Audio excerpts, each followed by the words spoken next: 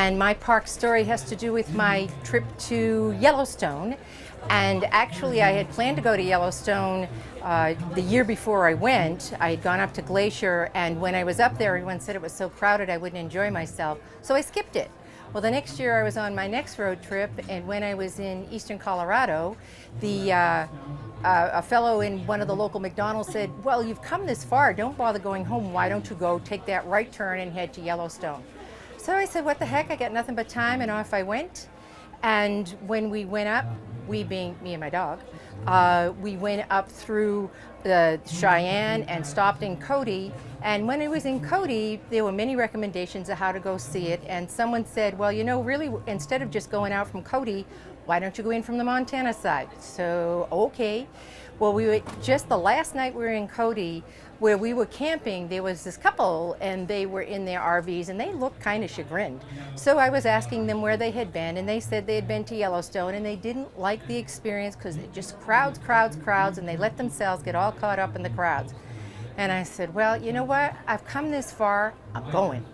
So off we went the next day up through Montana and made that Montana entrance. And when I came in, it was that perfect time of the day in the sort of mid 3 o'clock in the afternoon. And we started the drive and I'm looking around. I said, well, there's no crowds, let's just concentrate on the trip. So we got to see, I didn't really see any wildlife right away, but they had given a rule that said, make sure you stay this many yards away from whatever wildlife you see.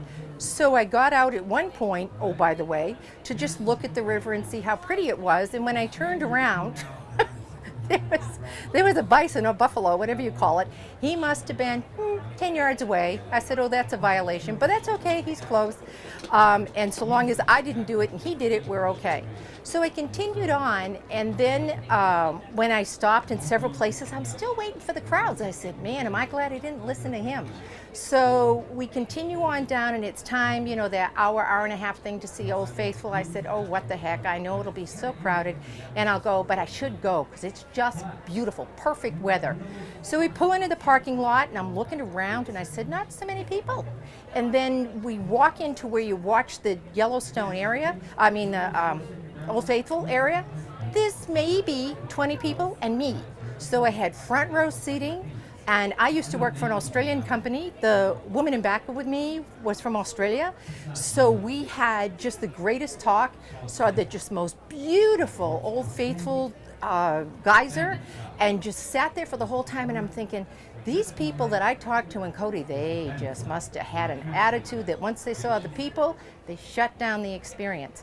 So I said, you know what? I'm so glad I just went with the attraction of what Yellowstone was. And I didn't know where I was going to camp for the night, and because I made no reservations, thinking I'll never be able to stay. And someone said, well, you know what, just go out of the park and come in the next day. So I said, okay. So I went over to Yellowstone, pulled on to a side street, my little van, and we camped for the night. And the next morning I said, you know what, I probably ran out of luck, but I'm still going to get out there and see what I can see. Perfectly beautiful day, wasn't crowded. I mean, there were people, but it wasn't crowded wherever we went. Spectacular blue skies, saw some great wildlife. It was that time of year that the buffaloes were in rut, I guess they call it. So they were down in the meadows. It was a perfect adventure. And I had that adventure because I said, keep your mind open. It's a national park. It's going to be beautiful. And I can remember as I was leaving down on the Teton side, I said, you know what, Mr. Roosevelt, and you know what, Mr. Rockefeller, because he did something in the Tetons. I said, I have to thank you for having the foresight and the brains to just set this land apart, because we wouldn't have this treasure if you didn't do this work. And I thank you very much for it.